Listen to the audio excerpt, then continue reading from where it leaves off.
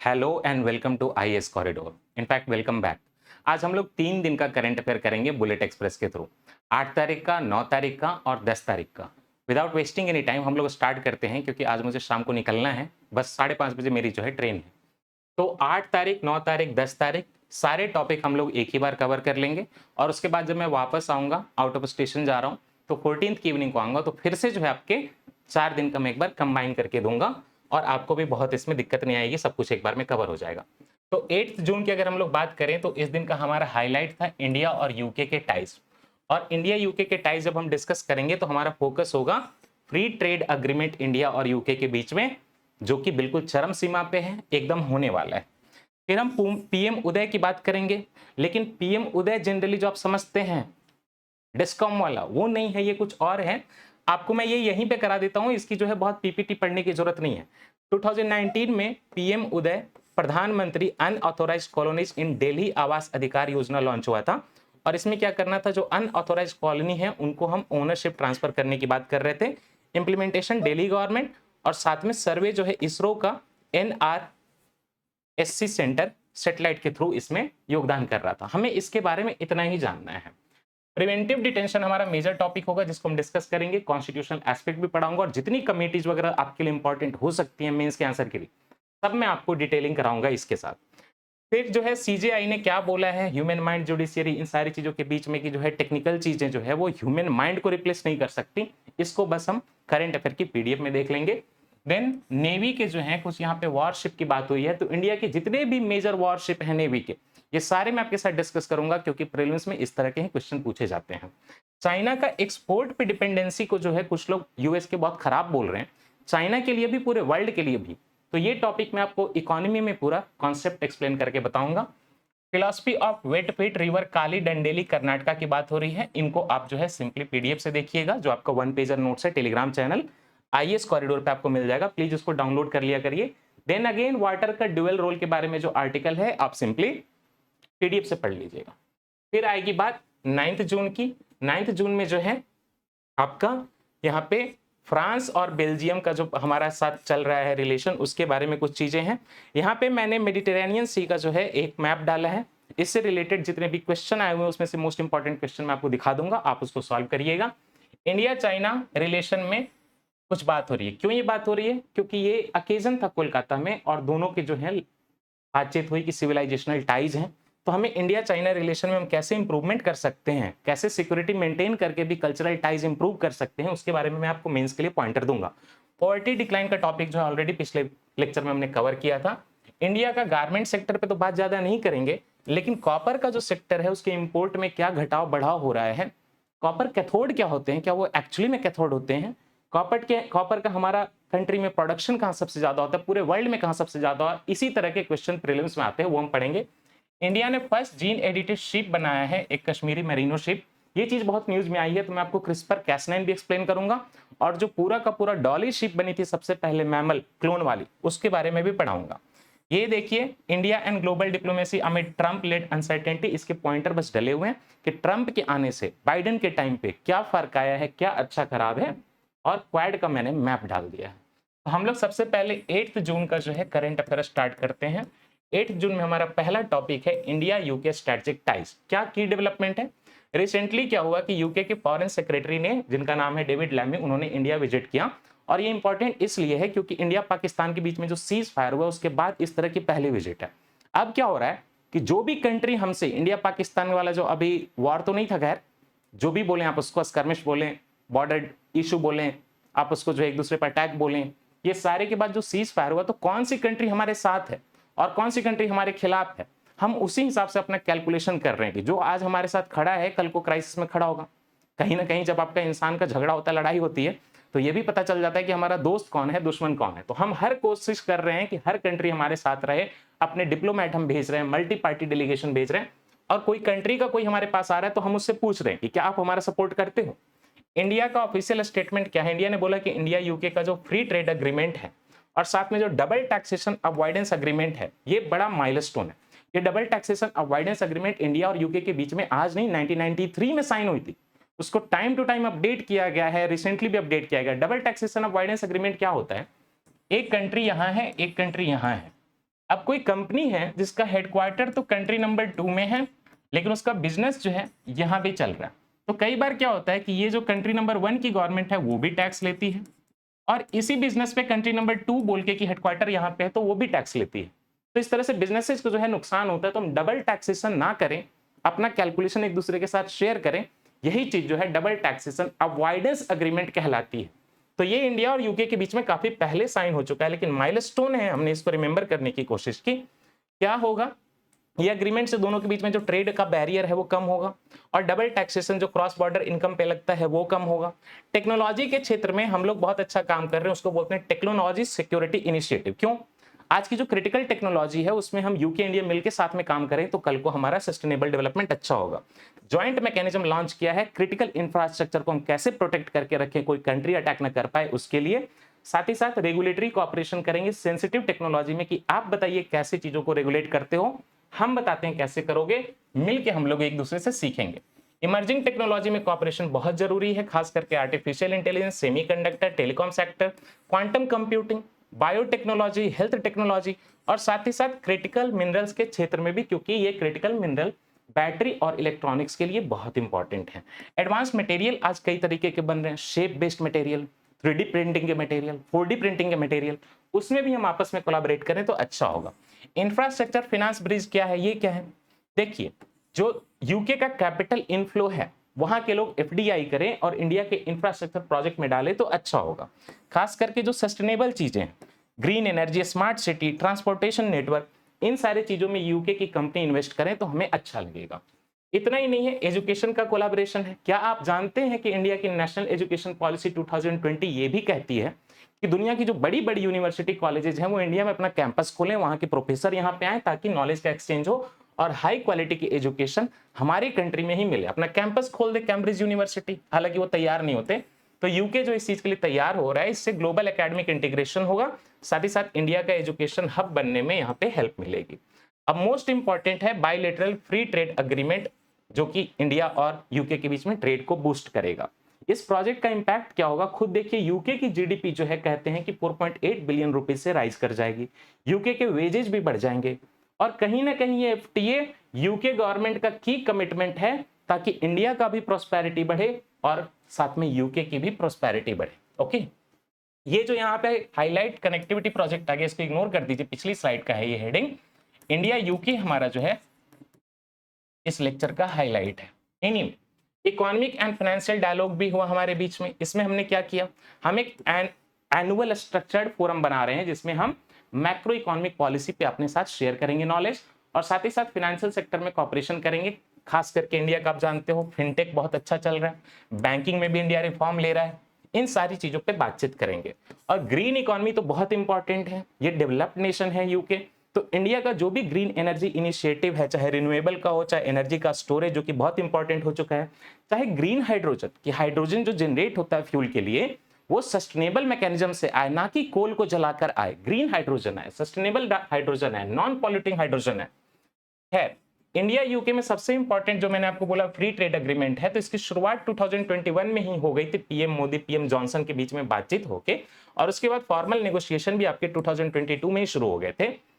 Last में 2022 में दोनों ने साइन किया, वो एफटीए नहीं था, एनहांस्ड ट्रेड पार्टनरशिप था, जहां से चीजों की शुरुआत हो गई। लेकिन फिर जो डेडलाइन आया वो कई बार मिस हो गया, बातचीत जो है बीच बीच में जो है कुछ चीजों पे डिसएग्रीमेंट हो गया।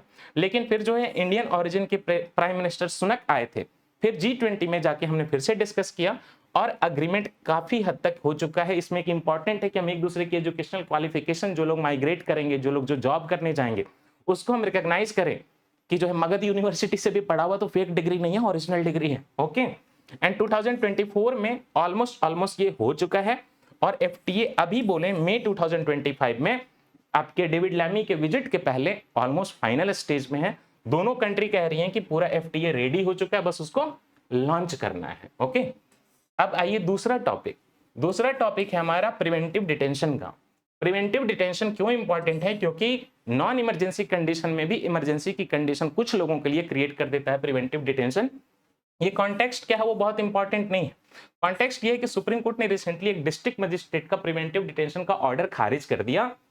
उन्होंने बोला था कि एक इंसान जो है वो बेल के कंडीशन को फुलफिल नहीं कर रहा है, तो हम इसको प्रिवेंटिव डिटेंशन में डाल देंगे। सुप्रीम कोर्ट ने बोला कि jail is exception, bail is the norm, और खास करके आप बेल की नॉर्म वायलेशन करने के कारण किसी को अरेस्ट करवा सकते हो, प्रिवेंटिव डिटेंशन में नहीं डाल सकते।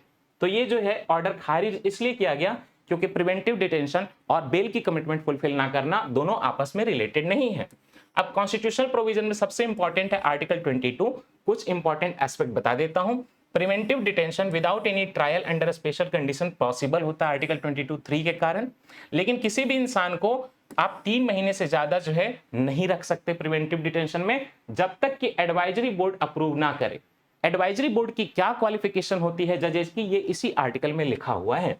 आर्टिकल 22(5) फिर ये कहता है कि हम जो भी इंसान को डिटेन करेंगे, जिसको डिटेनू बोला जाएगा, उसको हम किस ग्राउंड पे हमने उसको डिटेन किया है ये बताना पड़ेगा, और हम उसको एक रिप्रेजेंटेशन देने का चांस देंगे। और सुप्रीम कोर्ट का क्लेरिफिकेशन ये है कि प्रिवेंटिव डिटेंशन एक्स्ट्राऑर्डिनरी पावर है, इसको स्पेरेंजली यूज करना है। इसको फ्यूचर में कोई इंसान क्राइम कर सकता है उसके लिए यूज करें, सिंपली बेल के कंडीशन की पनिशमेंट के लिए आप यूज ना करें। हाँ, प्रिवेंटिव डिटेंशन तब किया जाता है जब इंसान ने कोई क्राइम किया ही नहीं है, डर लग रहा है कि कर देगा, तो इसीलिए हमें प्रिवेंटिव डिटेंशन और प्यूनिटिव डिटेंशन के बीच में डिफरेंशिएट करना पड़ेगा। प्यूनिटिव होता है पनिशमेंट देना, detention it is like arrest, jail में डालना, और प्रिवेंटिव होता है कि पनिशमेंट नहीं दे रहे हैं, हम आपको रोक रहे हैं कि कुछ आप गलत ना कर डालो। तो ये है क्राइम को रोकना पहले, और ये है पनिशमेंट देना ऑलरेडी जो क्राइम हो चुका। प्रिवेंटिव डिटेंशन आर्टिकल 22 में कवर होता है, और इसके लिए जो लॉज बने हैं उसका एक एग्जांपल है नेशनल सिक्योरिटी एक्ट, एक टाइम पे प्रिवेंशन ऑफ टेररिज्म एक्ट वगैरह भी था जो कि अब एक्ट नहीं है। अब अगर हम बात करें प्रिवेंटिव डिटेंशन की, तो प्रिवेंटिव डिटेंशन आपका प्यूनिटिव डिटेंशन, तो प्यूनिटिव डिटेंशन में आपका आर्टिकल 22 से कोई मतलब नहीं है, इसके लिए नॉर्मल क्रिमिनल लॉ अप्लाई होते हैं। ये पुराना लिखा हुआ है, सीआरपीसी आईपीसी अब हम यूज नहीं करते। 2023 में हमारी कंट्री ने आईपीसी को खत्म करके भारतीय न्याय संहिता लाया, सीआरपीसी को खत्म करके भारतीय नागरिक सुरक्षा संहिता लाया बीएनएसएस, और जो इंडियन एविडेंस एक्ट है उसको खत्म करके हमारी कंट्री में भारतीय साक्ष्य अधिनियम आया है। ठीक है, लेकिन ये पहले की टर्मिनोलॉजी यूज हो गई। प्रिवेंटिव डिटेंशन लिमिटेड है, specially during limited period, initial period, और जो है यहाँ पे हम फुल ट्रायल करते हैं, डिफेंस के राइट मिलते हैं और इंसान को जेल में डालते हैं पनिशमेंट के लिए। 3 महीने के ऊपर यहाँ पे आपको एडवाइजरी बोर्ड का रिक्वायरमेंट चाहिए। प्यूनिटिव डिटेंशन तो ऑलरेडी जजमेंट आ चुका है, तो वहां पे कोई एडवाइजरी बोर्ड वगैरह की बात नहीं है, राइट। आइए सुप्रीम कोर्ट का और ऑब्जर्वेशन, अलग अलग केसेस पढ़ा दे रहा हूं, मेंस के एग्जामिनेशन में जीएस2 में डायरेक्टली यूज करना, जम के मार्क्स मिलेंगे। AK गोपालन case versus state of Madras, आप ये नहीं भी लिखेंगे तो चलेगा, AK गोपालन केस 1950 लिखना पड़ेगा। और बोला कि हमारे कॉन्स्टिट्यूशन में ये बिल्कुल वैलिड है, बट आर्टिकल 22 के सेफगार्ड भी आपको साथ में देखने पड़ेंगे। मेनका केस जो था 1978 का, इसमें यह बोला कि जब भी किसी को प्रिवेंटिव डिटेंशन में डालें तो रीजनेबलनेस होनी चाहिए, फेयर प्रोसीजर होना चाहिए, आर्बिट्रेरी डिसीजन जज का नहीं होना चाहिए। एक केस है जो आप कम सुनते होंगे, प्रेम नारायण केस 2021 का, इसमें यह बोला कि प्रिवेंटिव डिटेंशन हम लोग जो है ऑर्डिनरी लॉ के थ्रू नहीं लगा सकते, ऑर्डिनरी ऑर्डर के थ्रू नहीं लगा सकते, जिस लॉ में प्रिवेंटिव डिटेंशन का प्रोविजन है आप उसका यूज करेंगे। सोचो कितना आर्बिट्रेरी था कि लोग जो है जिस लॉ में प्रिवेंटिव डिटेंशन का प्रोविजन नहीं है उसका यूज करके भी प्रिवेंटिव डिटेंशन कर देते थे। आइए खुदीराम दास, ये केस भी आप नहीं जानते होंगे शायद, detaining authority satisfaction must be not be mala fide, not be irrelevant, irrelevant mala fide गलत इंटेंशन नहीं होना चाहिए, बोनाफाइड इंटेंशन होना चाहिए जो भी अथॉरिटी आपको डिटेन करेगी। और सुनिए कुछ कमेटी की बात कर लेते हैं, ये भी एग्जामिनेशन में डाल देना। लॉ कमीशन का 47th रिपोर्ट कहता है कि प्रिवेंटिव डिटेंशन के लॉ को हम सारे को रिव्यू करने की जरूरत है, उसका स्कोप थोड़ा कम करना चाहिए और हमें ड्यू प्रोसेस फॉलो हो ये देखना चाहिए, रिपील की बात नहीं करता। नेशनल पुलिस कमीशन बना था 1980 में, उन्होंने बोला कि हमने देखा है कि प्रिवेंटिव डिटेंशन का बहुत मिसयूज होता है, रूटीन पुलिसिंग ऑब्जेक्टिव नहीं होना चाहिए, एक्सेप्शनल केस में यूज करना चाहिए।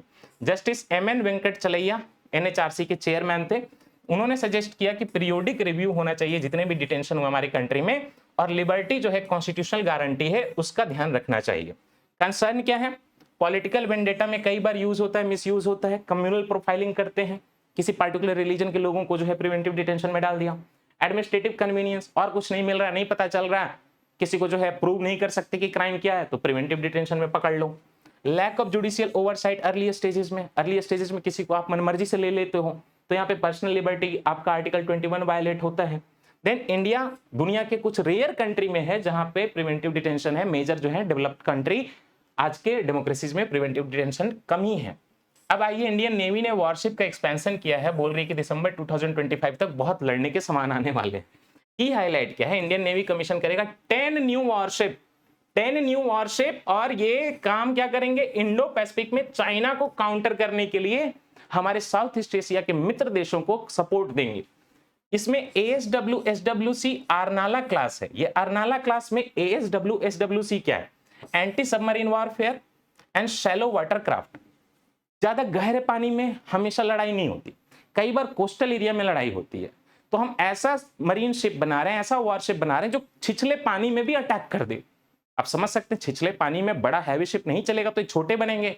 दूसरा, पावरफुली अगर छिछले पानी में, शैलो पानी में चलना है तो अगर हम कोई जेट स्प्रे का सिस्टम लगा दें कि पानी को तेजी से पीछे मारे तो फास्ट चलेगा। ओके, इसको बनाया है GRSC कोलकाता ने, साथ ही साथ L&T है एक प्राइवेट कंपनी, उसने पब्लिक प्राइवेट मॉडल पे बनाया है। देन प्रोपल्सन सिस्टम क्या है, डीजल का इंजन है, वाटर जेट रहेगा। वाटर जेट में आप क्या करोगे, शैलो वाटर में भी मैन्यूवर कर सकते हो हाई स्पीड पे, इसकी ये खासियत होती है। अच्छा, largest Indian naval vessel with such propulsion in our shallow system, this is Arnala class, Arnala class. Okay, आइए, इसके अलावा मेजर इंडक्शन क्या है, INS तमाल के बारे में आपको जानना चाहिए। इसका जो ओवरऑल क्लास है, तलवार क्लास फ्रिजेट है। फ्रिजेट क्या होते हैं, छोटे वाले होते हैं वॉरफेयर करने वाले शिप, बड़े वाले सबमरीन वगैरह नहीं होते ये। Second of 4 worship from the Indo Russia 2016 deal. यहाँ क्या समझना है, INS Tamal has come under तलवार क्लास फ्रिजेट, और तलवार क्लास जो है इंडिया रशिया का 2016 डील का कहीं ना कहीं कोलैबोरेशन है रशिया में, और साथ ही साथ गोवा का शिपयार्ड लिमिटेड जो उसको बना रहा है टेक्नोलॉजी ट्रांसफर के थ्रू। INS वगशीर की अगर बात करें तो ये कालवरी क्लास का 6ठा सबमरीन है इनफैक्ट, और ये पूरा प्रोजेक्ट कहलाता है INS कालवरी, जिस क्लास का है। वगशीर जो है INS कालवरी क्लास का है, प्रोजेक्ट 75। ये जो है डीजल इलेक्ट्रॉनिक सबमरीन है, फ्रांस की स्कॉर्पियन क्लास डिजाइन को हमने यहाँ पे डाला है। तो ये जो है पूरा का पूरा कालवरी क्लास प्रोजेक्ट 75 इंडिया और फ्रांस का कोलैबोरेशन। इंफ्रास्ट्रक्चर मॉडल भी हम इंप्रूव कर रहे हैं। शिपयार्ड के मामले में ये जो कोलकाता के GRSC है, state owned primary ship builder है। L&T जो है ये प्राइवेट पार्टनरशिप मॉडल में चलता है, मतलब प्राइवेट कंपनी है। गोवा शिपयार्ड लिमिटेड टेक जो है वो रशिया वाले के साथ पार्टनरशिप कर रहा है, टेक्नोलॉजी ट्रांसफर करवा रहा है। आइए, अब फेमस वॉरशिप देख लीजिए जो आपके एग्जामिनेशन के लिए इंपॉर्टेंट है। INS विक्रांत क्या है, एयरक्राफ्ट कैरियर है, मतलब इस पे ढेर सारे एयरक्राफ्ट रहते हैं अटैक करने के लिए। इंडिया का फर्स्ट इंडिजिनसली बिल्ट कैरियर है, 2022 में शुरुआत हुई। हर इंसान देशभक्त इसके बारे में जरूर बात करेगा, INS विक्रांत के बारे में। व्हाट अबाउट INS विक्रमादित्य, ये भी एयरक्राफ्ट कैरियर है, लेकिन ये पहले रशियन शिप था जिसका नाम गॉर्शकॉव था, गॉर्शकॉव, और ये 2013 में हमने ले लिया, तो ये बाहर से आया हुआ है, ये इंडिजिनसली डेवलप्ड है। INS अरहिंद क्या है, ये न्यूक्लियर सबमरीन है। देन INS चक्रा क्या है, न्यूक्लियर सबमरीन है। ये INS चक्रा हमने रशिया से लिया है, अकुला क्लास का है।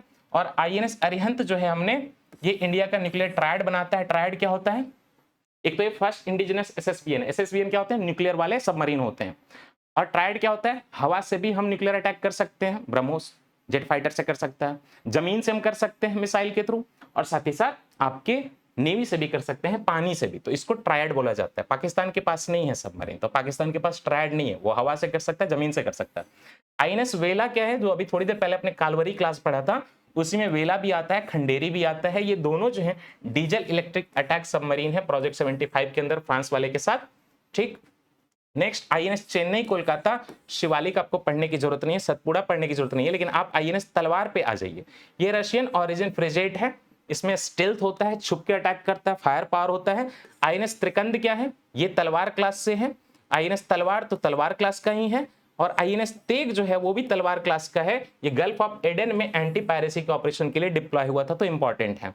बाकी राजपूत मैसूर हमें नहीं पढ़ने की जरूरत है, आप चिंता मत करिए।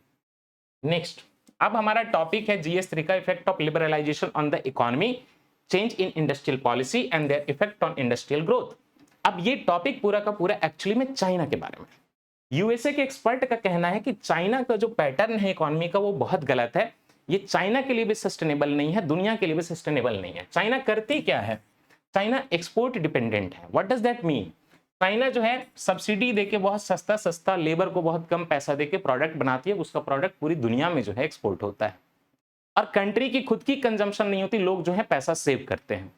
तो इसमें प्रॉब्लम क्या है कि पूरी दुनिया में चाइना का चीप प्रोडक्ट जो है डंप होता है।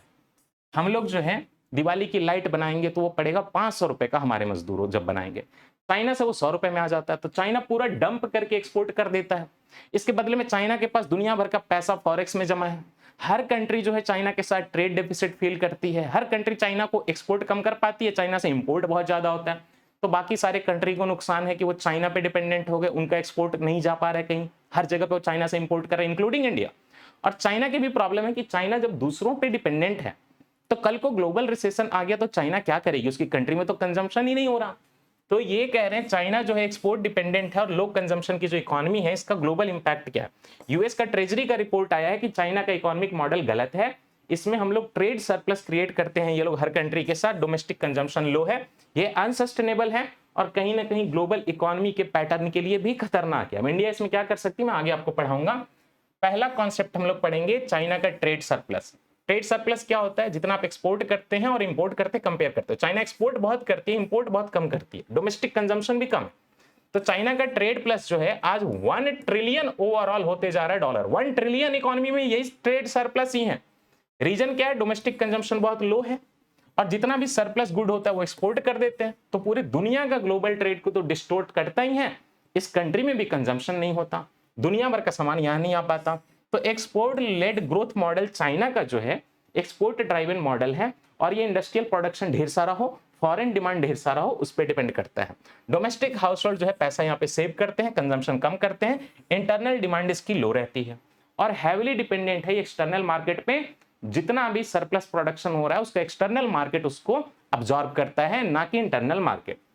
तो एक्सपोर्ट लेड जो चाइना का मॉडल है और कंजम्पशन लेड जो इंडिया और यूएस का मॉडल है, दोनों में क्या difference. Obviously growth driver export led में एक्सटर्नल डिमांड है, रिस्क है, हाँ ग्लोबल इकोनॉमी अगर स्लो हो जाएगी तो चाइना का सामान कहीं एक्सपोर्ट नहीं होगा और ट्रेड सरप्लस यहाँ पे बहुत हाई रहता है चाइना का।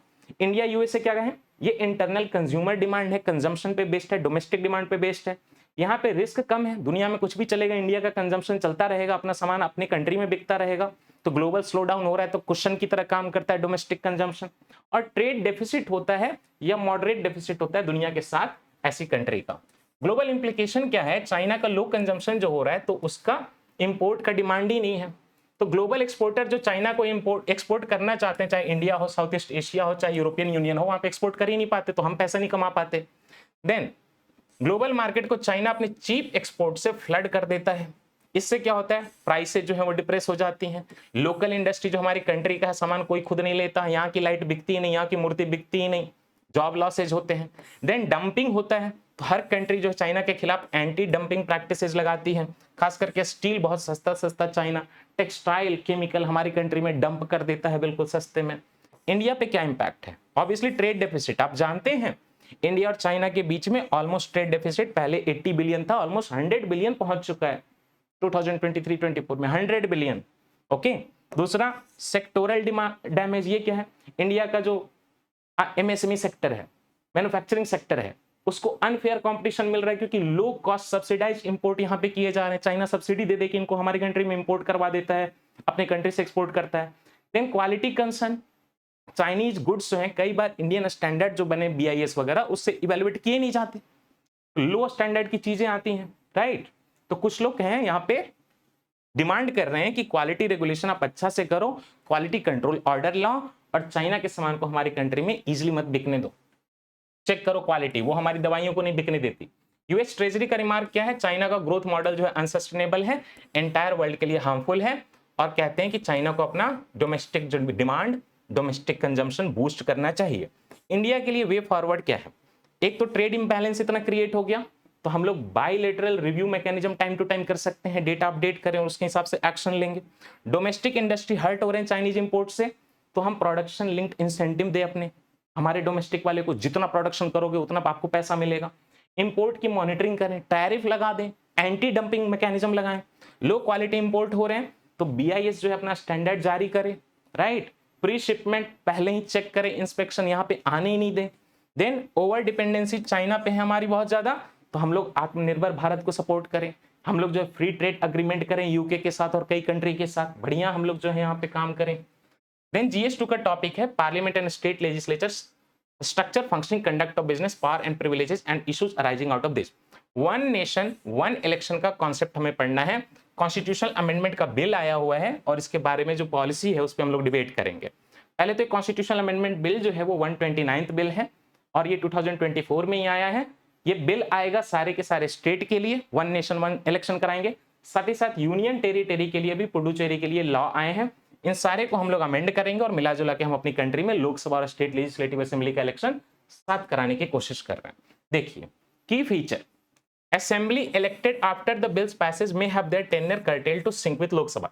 लोकसभा का 5 साल का ड्यूरेशन है मान लीजिए, और कल को लोकसभा का किसी कारण से सरकार गिर जाती है, 3 साल में खत्म हो जाती है, तो at the same time assembly की सरकार भी गिरा दी जाएगी, सिंक क्रिएट किया जाएगा। तो term of state assembly will be made flexible as per the Lok Sabha term.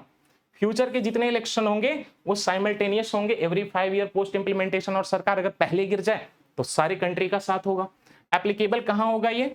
Obviously Lok Sabha, state assembly और यूनियन टेरिटरी जहां पे लेजिस्लेटिव असेंबली है जैसे कि पुडुचेरी, दिल्ली और जम्मू कश्मीर, वहां पे भी अप्लाई होगा अर्लीस्ट। लेकिन इसका इंप्लीमेंटेशन कब होगा? इसी बिल में लिखा हुआ है कि after first census, next census, that means 2034 में, राइट, साइकिल कंप्लीट होगा, सेंसस होगा, उसके हिसाब से हम डिलिमिटेशन वगैरह करने की सोच रहे हैं।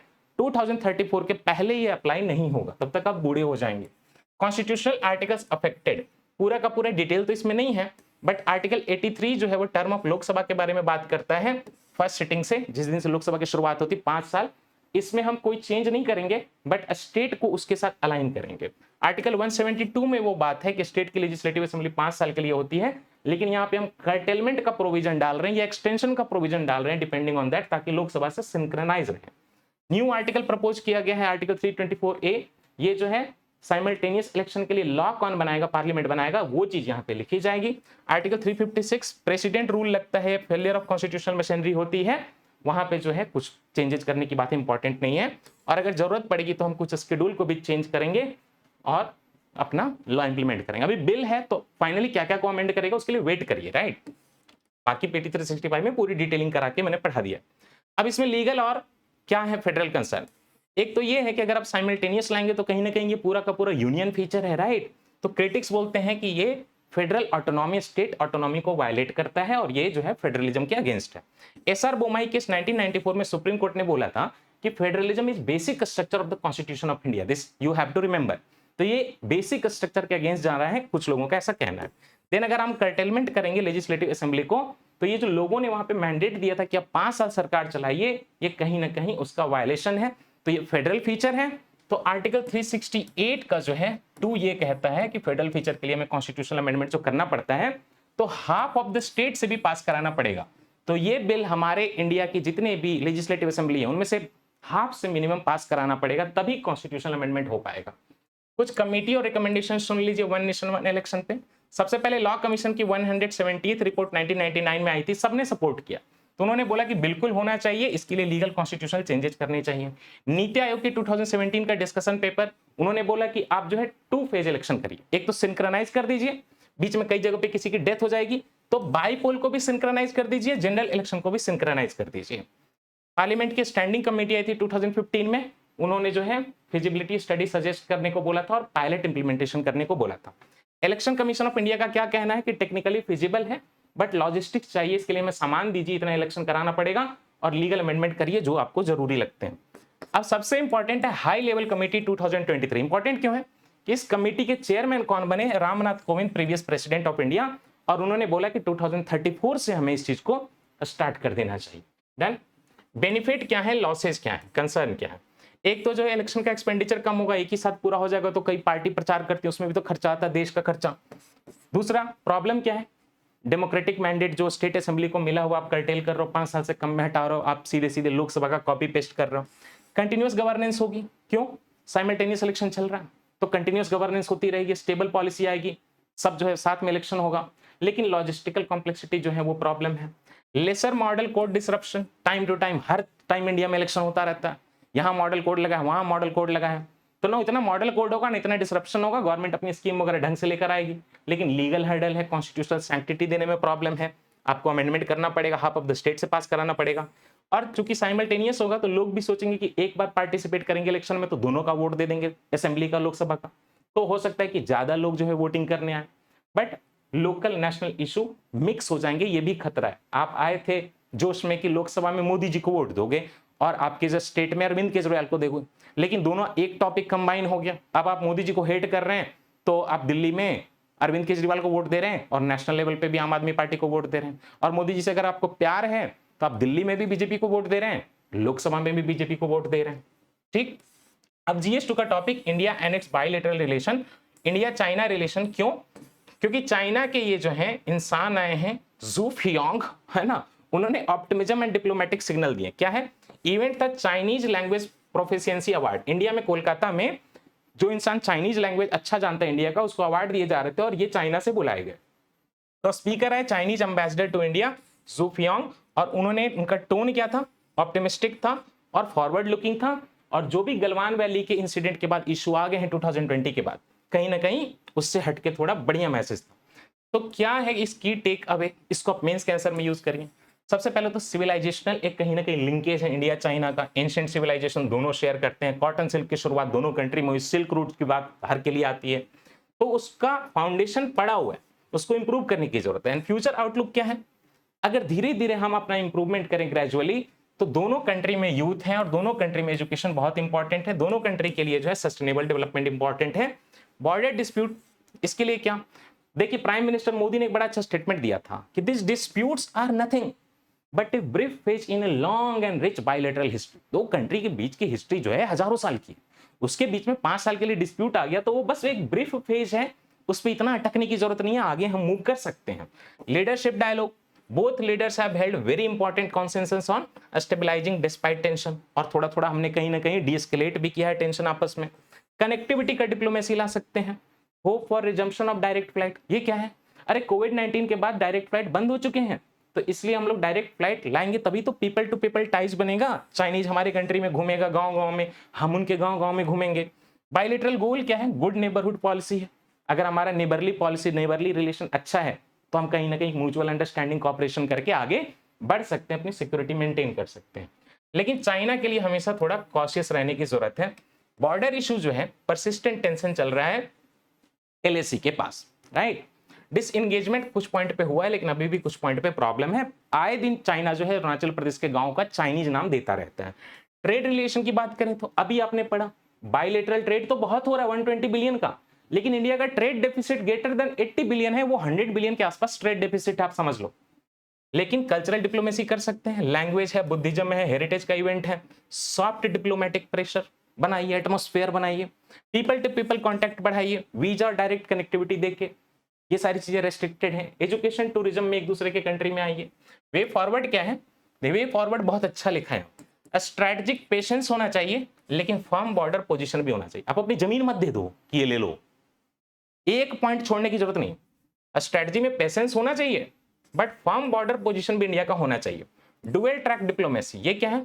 एक साइड आप मिलिट्री का डिसएंगेजमेंट करिए जहां जहां पे विवाद है, दूसरी साइड आप कल्चरल कॉपरेशन करिए, जहां पे प्रॉब्लम है उसको कम करिए और जो अच्छा है उसको बढ़ाइए। यही कहलाता है dual track diplomacy. Trade dependency कम करिए, ग्लोबल प्लेटफॉर्म पे हम लोग आपस में इंगेज करें, ब्रिक्स में बात करें, SCO में बात करें, दोनों जो है इंडिया और चाइना इसका पार्ट है, राइट। तो यहाँ पे सब जगह पे बात करिए, लेकिन साथ ही साथ ट्रेड में जो आपकी डिपेंडेंसी है उसके एक्सपोर्ट पे, उसको थोड़ा कम करने की जरूरत है। नेक्स्ट टॉपिक GS3 का है, Indian economy and issues related to planning, mobilization of resources, growth, development and employment. अब ये क्या इशू है? पहला, कॉपर इंपोर्ट फाइनेंशियल ईयर 2025 में डोमेस्टिक प्रोडक्शन चैलेंज। ये क्या है? एक तो हम ट्रेंड पढ़ेंगे कि कॉपर का जो हमारी कंट्री में इंपोर्ट हो रहा है आज, तो वो वैल्यू के टर्म में बढ़ा है कि घटा है, और दूसरा वॉल्यूम के टर्म में बढ़ा है कि घटा है। फिर हम देखेंगे कि क्यों ये उतार चढ़ाव आ रहा है और इंडिया की कॉपर की क्या प्रॉब्लम है, इंडिया में कॉपर का प्रोड्यूसिंग स्टेट कौन सा है। ओवरऑल इंपोर्ट जो है कॉपर के, वो by value 34% year on year basis पे 2025 में कम हुए, इंपोर्ट घटे हैं, अच्छी बात है। रीजन क्या है? 3 मंथ हमने BIS के थ्रू, सर्टिफिकेशन के थ्रू क्वालिटी कंट्रोल ऑर्डर लाया था कि अच्छी क्वालिटी का कॉपर दोगे तभी हम इंपोर्ट करेंगे। तो जब ये रूल लग गया तो इंपोर्ट थोड़ा घट गया वैल्यू के स्टैंडर्ड में, लेकिन फिर ये रिबाउंड हो रहा है मार्च 2024 के बाद। देन अगर हम प्रोडक्ट वाइज इंपोर्ट चेंज की बात करें तो कॉपर के वायर बढ़े हैं, ट्यूब एंड पाइप जो है वो भी बढ़े हैं। अगर हम टोटल इंपोर्ट वॉल्यूम की बात करें तो वॉल्यूम तो बढ़ा है क्योंकि कंट्री में डोमेस्टिक कैथोड शॉर्टेज है। अब आप बोलेंगे cathode shortage, cathode copper cathode shortage, cathode की बात हो रही है क्या? देखो ध्यान दो, आप कॉपर बनाते कैसे हैं? कॉपर जो इम्प्योर होता है, इम्प्योर कॉपर को आप एक सॉल्यूशन में डालते हैं। इस सॉल्यूशन में आपका कॉपर सल्फेट मतलब सल्फ्यूरिक एसिड हो सकता है, केमिकल इस तरीके के हो सकते हैं। उसके बाद जो है कॉपर जो है डिपोजिट होने लगता है प्योर होके। जिस जब पे कॉपर जो है डिपोजिट होता है प्योर होके, वो कैथोड बनता है। इसीलिए ये नॉर्मल कैथोड की बात नहीं हो रही है। कॉपर जो पूरा का पूरा प्रोडक्ट शीट जो होती है कॉपर की, वो कॉपर कैथोड कहलाती है, क्योंकि कॉपर कॉपर इस इलेक्ट्रोलाइसिस के प्रोसेस से कैथोड पे जमा होता है। समझ गए? तो कॉपर की शीट जो हम लोग एक्सपोर्ट करते हैं, इंपोर्ट करते हैं ना, that is called as copper cathode. तो कंफ्यूज मत होइएगा, ये बैटरी का कैथोड नहीं है। कॉपर बनता इस प्रोसेस में है जिस प्रोसेस में कैथोड पे जाके पूरा कॉपर प्योर वाला जमा हो जाता है, तो उसकी पूरी शीट को ही कैथोड बोला जाता है। की कंट्रीब्यूटर शॉर्टेज हुआ क्यों? स्टेरलाइट कॉपर ट्यूटिकोरिन। तमिलनाडु का मैप देखेंगे तो यहाँ पे जो है ट्यूटिकोरिन है और यहाँ पे स्टेरलाइट कंपनी थी, और स्टेरलाइट जो है कॉपर बहुत जो है प्रोड्यूस करती थी, लेकिन आपने देखा सल्फ्यूरिक एसिड इन्वॉल्व है, तो SO2 का यहाँ पे प्रोडक्शन बहुत होता था। ये SO2 हवा में जाता था, पानी में लीच कर जाता था एसिड, तो लोगों ने प्रोटेस्ट किया, डिस्ट्रिक्ट मजिस्ट्रेट के ऑफिस की तरफ आने लगे, पुलिस ने गोली चला दी। पॉलिटिकल ये डिसीजन हुआ कि ये कॉपर के स्टेरलाइट की फैक्ट्री बंद कर दो, और वो बड़ी इंपॉर्टेंट फैक्ट्री थी, तो इंडिया का प्रोडक्शन कम हो गया, शॉर्टेज हो गया। ये जो क्वालिटी कंट्रोल ऑर्डर आया हुआ है, इससे डिस्ट्रप्शन इससे कैसे हुआ? ये BIS जो है, ब्यूरो ऑफ इंडियन स्टैंडर्ड, वो क्वालिटी कंट्रोल ऑर्डर निकालती है। ये रेगुलेटरी ऑर्डर है। अब आपको हाई क्वालिटी का कैथोड देना पड़ेगा, दैट मींस कॉपर का शीट, राइट, कंज्यूमर की सेफ्टी के लिए। बट ऑब्वियसली इससे इंपोर्ट घट भी जाता है, तो इंपोर्टर जो है कई सारे नॉन कंप्लायंट हैं, सर्टिफिकेशन भी कई बार डिले हो जाती है, कॉम्प्लेक्स प्रोसीजर है। लेकिन अब हमने थोड़े टाइम के बाद ये जो है डिसरप्शन हटा दिया क्वालिटी कंट्रोल ऑर्डर, तो अब चीजें फिर से इंपोर्ट होने लगी। अब ये देखिए कि कॉपर क्रिटिकल क्यों है इंडिया के लिए। क्रिटिकल मिनरल जो है उसके 30 क्रिटिकल मिनरल की लिस्ट में कॉपर भी आता है। पावर इंफ्रास्ट्रक्चर, इलेक्ट्रिक व्हीकल और इलेक्ट्रॉनिक्स में इंपॉर्टेंट है। Energy transition, obviously solar, wind, battery and grid technology में कॉपर इंपॉर्टेंट है। कॉपर की तो वायरिंग होती है इतनी, अब कहां कंफ्यूज हो रहा। इंपोर्ट पे डिपेंडेंसी है, राइट, क्योंकि डोमेस्टिक माइंस जो है वो पहले ही कम है। इंडिया इंपोर्ट करता है लार्ज स्केल में क्योंकि रिफाइनिंग कैपेसिटी कम है। स्टेरलाइट की अपने फैक्ट्री बंद कर दी। देन इसकी प्राइस में अगर चेंजेस होंगे तो जो हमारा MSME सेक्टर होगा, जो इंफ्रास्ट्रक्चर प्रोजेक्ट होगा, वो सारे में सेंसिटिविटी आती है, प्रभावित होते हैं। अब स्टेट वाइज कॉपर का प्रोडक्शन इंडिया में देख लीजिए। मध्य प्रदेश अकेले पूरे इंडिया में 53% कॉपर का प्रोडक्शन करता है। इंपॉर्टेंट माइन जो है, इंडिया की लार्जेस्ट ओपन पिट माइन है इनफैक्ट, ये है मलंज खंड माइन मध्य प्रदेश में। आप जब कॉपर सुनते तो आपके दिमाग में एंशिएंट टाइम से राजस्थान आता है, लेकिन ये सेकंड मोस्ट है प्रोडक्शन में, खेतरी माइंस जो है झुंझुनू डिस्ट्रिक्ट में। झारखंड में भी मेरे 15% कॉपर का प्रोडक्शन होता है, सिंगभूम कॉपर बेल्ट है यहाँ पे। ग्लोबल की अगर बात करें तो पूरी दुनिया में अकेले चिली जो है 23% कॉपर का प्रोडक्शन करती है, लार्जेस्ट। बाकी पेरू और चाइना भी इंपॉर्टेंट है। पेरू में एंडीज माउंटेन के पास डिपोजिट है, और चाइना जो है मेजर कंज्यूमर भी है, रिफाइनर भी है, और साथ ही साथ इसके पास रिजर्व खुद के जो है वो लिमिटेड है, लेकिन प्रोडक्शन करता है रिफाइन करके। पॉलिसी चेंज क्या कर सकते हैं? इंडिया में कैथोड की शॉर्टेज है। कैथोड शॉर्टेज क्या है? नथिंग बट कॉपर शीट की बात। कॉपर शीट की शॉर्टेज है, तो हमारा जो स्टेरलाइट कॉपर वाला है उसको ध्यान से धीरे धीरे रेगुलेटरी सेफगार्ड के साथ आप ओपन तो कर सकते हैं। इंपोर्ट पे डिपेंडेंसी है, तो आप डोमेस्टिक रिफाइनिंग कैपेसिटी चाइना की तरफ बढ़ा लीजिए, राइट, प्राइवेट सेक्टर को इंकरेज करिए। प्राइस की वॉलेटिलिटी है, क्यों? क्योंकि BIS का कंट्रोल ऑर्डर वगैरह चलता है, तो इंडिया वाले पे भी अप्लाई होता है, बॉटल नेक बन जाते हैं। तो पूरा प्रोसेस अब डिजिटलाइज कर दीजिए, स्ट्रीमलाइन कर दीजिए, 1 पॉइंट क्लियरेंस कर दीजिए, ईज ऑफ डूइंग बिजनेस कर दीजिए, सर्टिफिकेशन प्रोसीजर इजी कर दीजिए। स्ट्रेटेजिक मिनरल यूज, तो सर्कुलर इकोनॉमी करिए। कॉपर आपने यूज किया, उसको रीयूज करिए, RRR, रीयूज रिसाइकल, सब कुछ करिए। अब लास्ट है इंडिया का फर्स्ट जीन एडिटेड शिप, जो कि कश्मीर का मेरिनो है। देखिए इसमें क्या है कि जो डॉली शिप बनी थी क्लोनिंग, उसका मैकेनिज्म था सिंगल सेल न्यूक्लियर ट्रांसफर। आपको मैंने साइंस में पढ़ाया, आज फिर से एक्सप्लेन कर दूंगा। लेकिन हमने जो आज बनाया वो जीन एडिटिंग की है। Now gene editing is different that genetic modification, ये भी पढ़ा। जेनेटिक मॉडिफिकेशन में हम किसी और ऑर्गेनिज्म का जीन इंसर्ट करते हैं। जीन एडिटिंग में मैं क्या करूंगा, मेरा ही एक जीन को चेंज कर दिया जाएगा, तो बाहर से कुछ नहीं आया। तो जो जीन एडिटिंग है वो हमारी कंट्री में अलाउ हो चुकी है पूरा।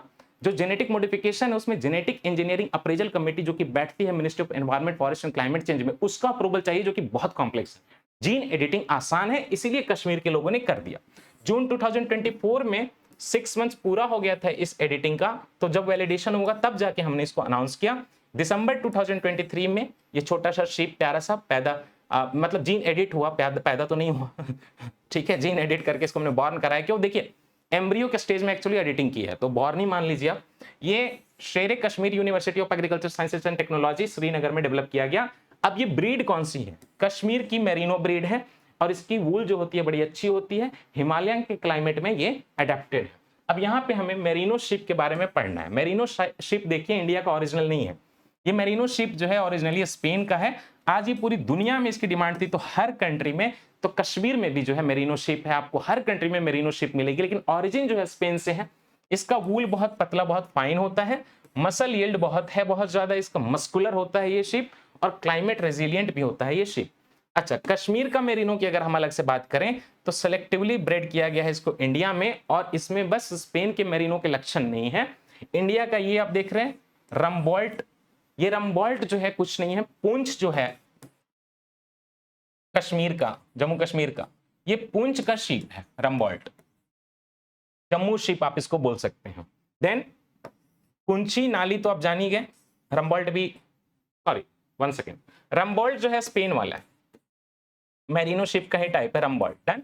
ये जो आप पुंछी देख रहे हैं, ये पूंछ जो है जम्मू कश्मीर का, तो जम्मू शिप है ये नाली देख रहे हैं, ये जो आपको हरियाणा और राजस्थान की शिप है ये, और ये जो बखरवाल देख रहे हैं, ये जम्मू का जो कश्मीर का जो हिली ट्रैक्ट है वहां की शिप है। तो ध्यान से सुनिएगा, इंडिया का मेरिनो शिप जो है रम्बॉल्ट शिप से डेवलप किया गया, जो कि आपके स्पेन से आया वो मेरिनो शिप है।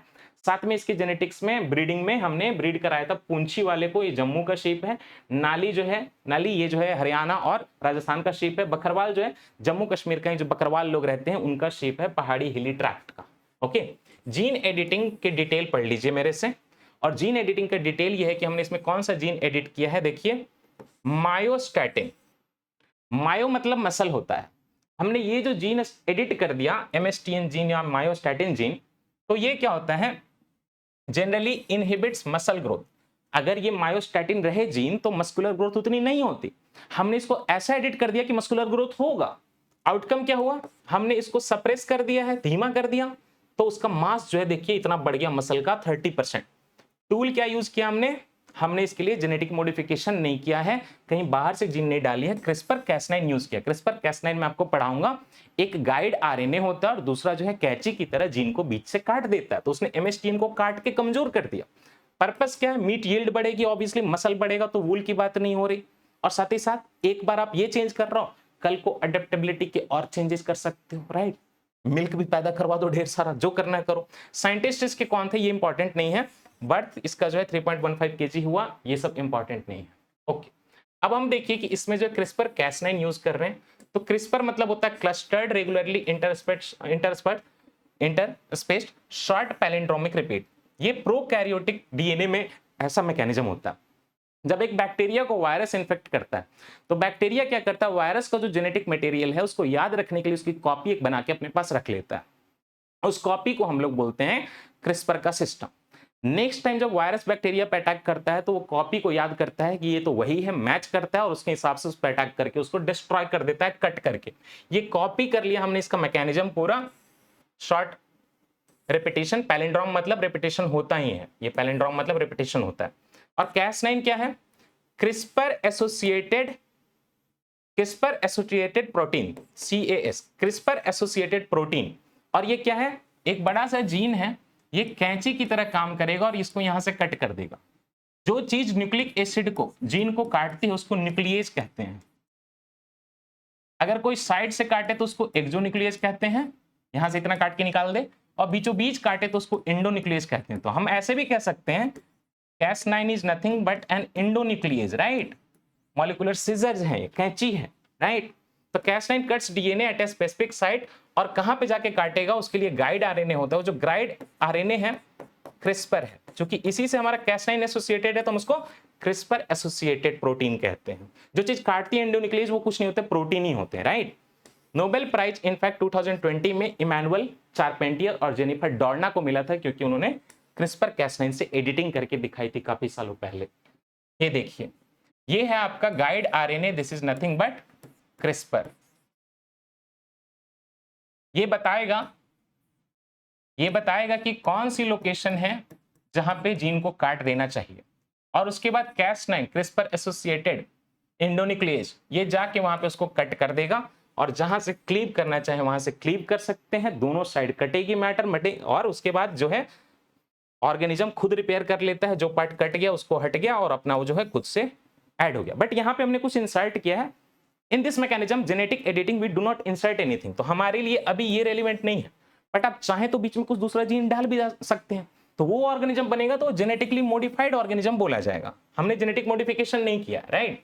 रिसर्च प्रोसेस का टाइमलाइन, ये जो है एम्ब्रियो डेवलपमेंट, जीन एडिटिंग, ये सारी 2023 में हुई, और फाइनली एडिटिंग करके किराए की कोख में सरोगेट शिप में हमने इसको डाल दिया, और 6 महीने का सीक्वेंसिंग किया कि सही से हुआ है क्या, और फिर हमने रिसर्च को रिलीज किया। फ्यूचर में हम लोग क्या करेंगे, कुछ और जीन को हम लोग फोकस करेंगे, फाइबर की क्वालिटी बढ़ा सकते हैं, वूल की क्वालिटी, मल्टी जेनेटिक एडिट कर सकते हैं ताकि डिजीज रेजिस्टेंस आ जाए, मिल्क का प्रोटीन यहाँ पे बढ़ जाए, इसका अमाउंट क्लाइमेट के लिए अडेप्टेड हो जाए, राइट। पता चला कश्मीर का मेरिनो शिप जो है वो झारखंड में भी होने लगा, क्लाइमेट अडेप्टेड।